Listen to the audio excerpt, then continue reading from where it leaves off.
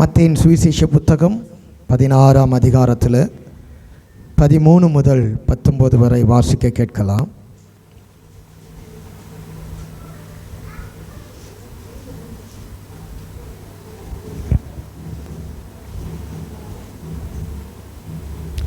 முதல் 19 வசனங்கள். பின்பு இயேசு பிலிப்பு செசரியா திசைகளில் வந்தபோது தம்முடைய சீஷரை நோக்கி மனுஷகுமாரனாகிய என்னை ஜனங்கள் யார் என்று சொல்லுகிறார்கள்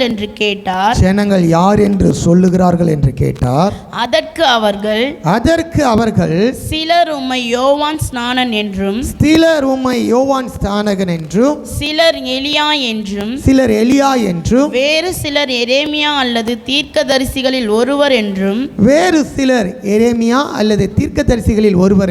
சொல்லுகிறார்கள் என்றார்கள். அப்பொழுது அவர் நீங்கள் என்னை யார் என்று சொல்லுகிறீர்கள் என்று கேட்டார். சீமோன் பேதுரு பிரதியுத்தரமாக நீர் ஜீவனுள்ள தேவனுடைய குமாரனாகிய கிறிஸ்து என்றான். இயேசு அவனை நோக்கி யோனாவின் குமாரனாகிய சீமோனே நீ பாக்கியவான். மாம்சமும் இரத்தமும் இதை உனக்கு வெளிப்படுத்தவில்லை. பரலோகத்தில் இருக்கிற என் பிதா இதை உனக்கு வெளிப்படுத்தினார். கர்த்தருடைய பரிசுத்த நாமத்திற்கு மகிமை உண்டாவதாக. இந்த கால வேளையில் நாம் கர்த்தருடைய வார்த்தையில் என்ன தெரிந்து கொள்ளப்படுகிறோம் என்றால், நாம் ஆராதிக்கிற இயேசு கிறிஸ்துவை இந்த உலகம் எவ்விதமாய் அறிந்திருக்கும், பல நோக்கங்களிலே அறிந்திருக்கும். ஆனால் நீங்களும் நானும் அவர் யார் என்று அறிந்திருக்கிறோம். அதுதான் ரொம்ப முக்கியமானது. இயேசு கிறிஸ்துவை குறித்த ஒரு காரியத்திலே நமக்கு ஒரு தெளிவு இருக்க வேண்டும். பழைய ஏற்பாட்டில் அவரை குறித்து வேதம் சொல்லப்பட்டிருந்தது. அவர் வரப்போகிறவர் என்று எழுதியிருந்தது. பழைய ஏற்பாட்டு வேத புத்தகம் முழுவதும் தீர்க்க தரிசனமாய் இந்த தேவகுமாரனாகிய இயேசுவை குறித்து எழுதப்பட்டிருந்தும், அவர் 2000 ஆண்டுகளுக்கு முன்பாக இந்த பூமியில் வந்த பொழுது அந்நாட்களிலே இருந்த ஜனங்கள் இந்த இயேசுவை வெவ்வேறு விதங்களிலே புரிந்து கொண்டிருந்தார்கள்.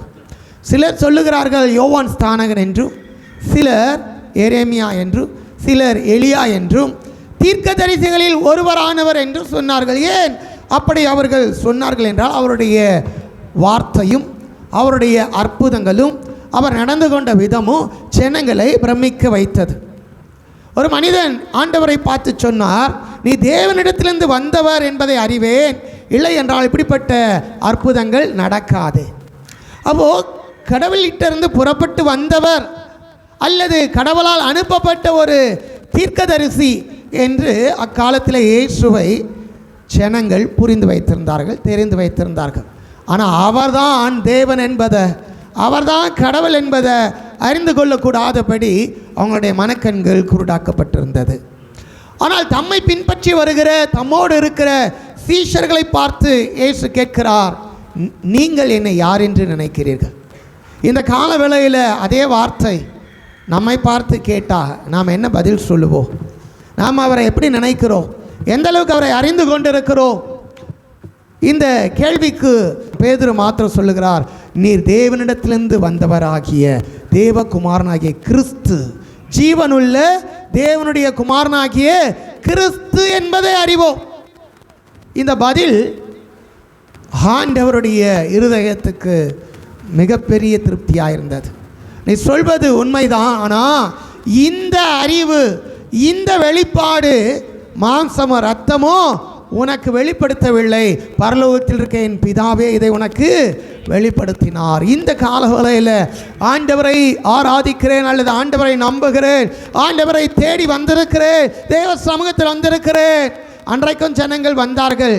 அன்றைக்கு இயேசு இந்த பூமியில் ஊழியர் செய்யும் பொழுது அவரை பின்தொடரும்படி பல ஜனங்கள் வந்தார்கள். காரணம் பல விதமாக இருந்தது.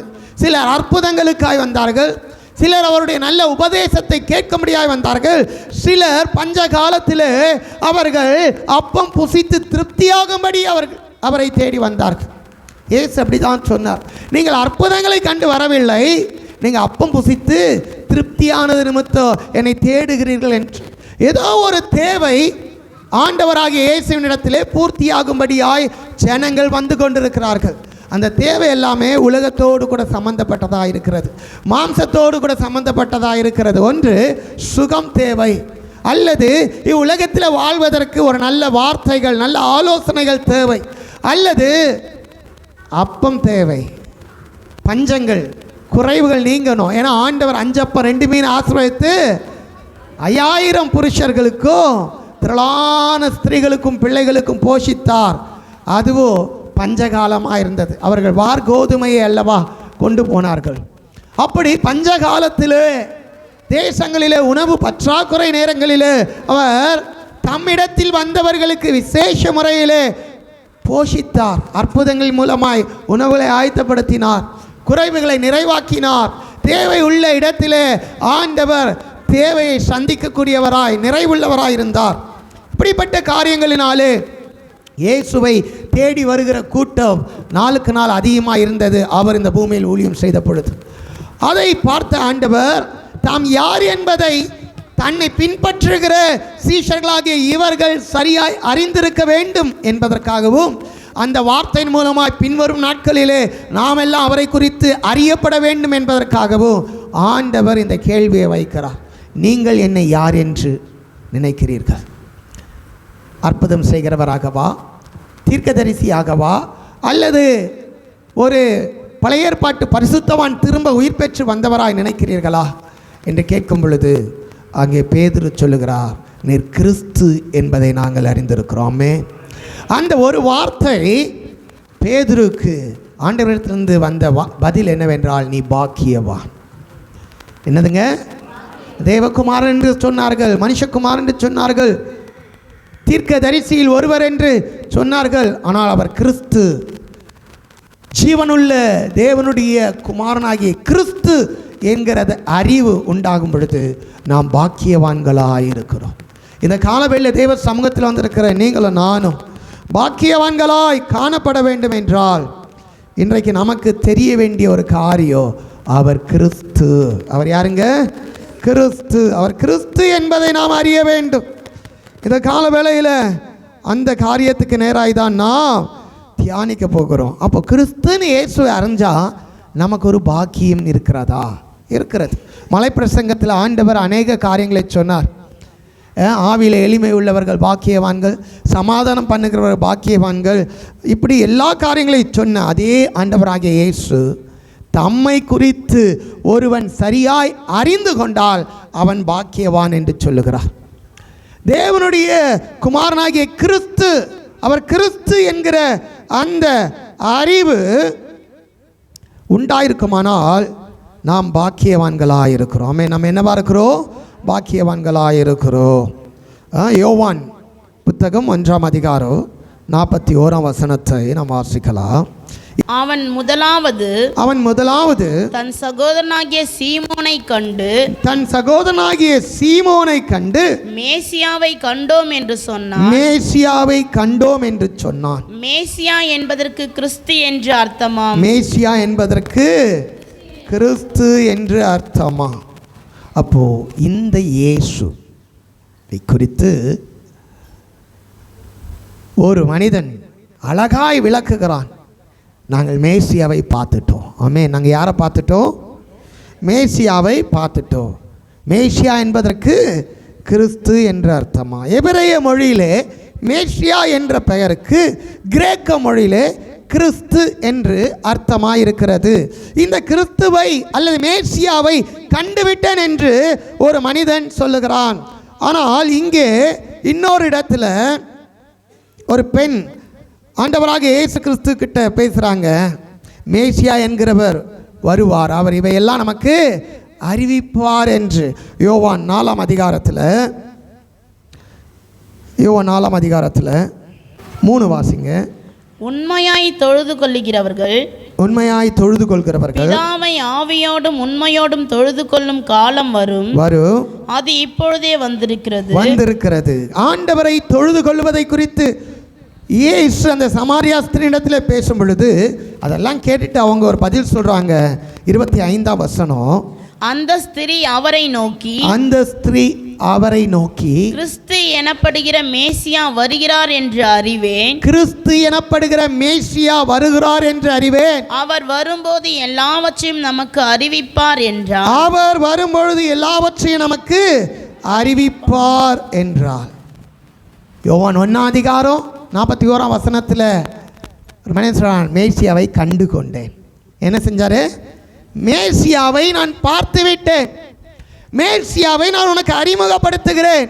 மேசியா என்பதற்கு கிறிஸ்து என்ற அர்த்தமா? மேசியாவை கண்டு கொண்ட ஒரு மனிதன், மேசியாவை அறிந்த ஒரு மனிதன். இங்கே மேசியா என்கிறவர் வருவார், அவர் வந்தால் எல்லாவற்றையும் நமக்கு சொல்லுவார் என்று அவருடைய வருகையை அறிந்து அவருடைய வருகைக்காய் காத்திருக்கிற ஒரு பெண். ஆனால் மேசியா வந்துட்டாரு, அவர் தான் கூட பேசிகிட்டு இருக்கிறாருன்னு தெரியல. அப்போ ஆண்டவர் சொல்றாரு கீழே 26ஆம் வசனம், அதற்கு இயேசு உன்னுடனே பேசுகிற நானே அவர் என்றார். அப்போ இந்த மேசியாவை கண்டுகொண்ட இந்த சமாரியா ஸ்திரீ பாக்கியவதியாய் மாறி இருப்பாங்களா, மாறி இருக்க மாட்டாங்களா? அவங்க பாக்கியம். அப்போ இயேசு சீமோன் பேதுருவை பார்த்து சொல்லுகிறார், நீ பாக்கியவான். இங்கே சமாரியா ஸ்திரீ சொல்றாங்க, மேசியா வரப்போகிறார், மேசியா வருவார் என்று நான் கேள்விப்பட்டிருக்கிறேன். அந்த மேசியா வந்தா எல்லாவற்றையும் நமக்கு போதிப்பார் என்று சொல்லும் பொழுது, உன்னோடு பேசுகிற நானே அவர், நான் தாமா மேசியா, நான் தான் அந்த கிறிஸ்து என்று ஆண்டவர் தன்னை வெளிப்படுத்தினார். இப்போ இவர் தான் மேசியா என்பதை அறிந்து கொண்டதினாலே இவங்க பாக்கியவானாக இருக்கிறாங்க. முதலாவது சொல்றாரு, பிதாவே இதை அறிவிக்கிறார். இங்கே குமாரனாகிய தேவன் இவரே தன்னை மேசியா என்பதை அங்கே அறிவிக்கிறார். இந்த மேசியா எதற்கு உலகத்துக்கு வந்தார்? ஏன் அவர் வந்து எல்லாவற்றையும் போதிப்பார்? இந்த மேசியாவை கண்டோம் என்று ஏன் அவ்வளவு ஆனந்த சந்தோஷத்தோடு கூட அந்த சீஷன் போய் சொன்னான்? இந்த மேசியாக்குள் என்ன விசேஷம் இருக்கிறது? இந்த மேசியாவாய் அல்லது இந்த கிறிஸ்துவாய் இயேசுவை நாம் அறிந்து கொண்டால் நாம் எந்த விதத்தில் பாக்கியவனாய் மாறுகிறோம்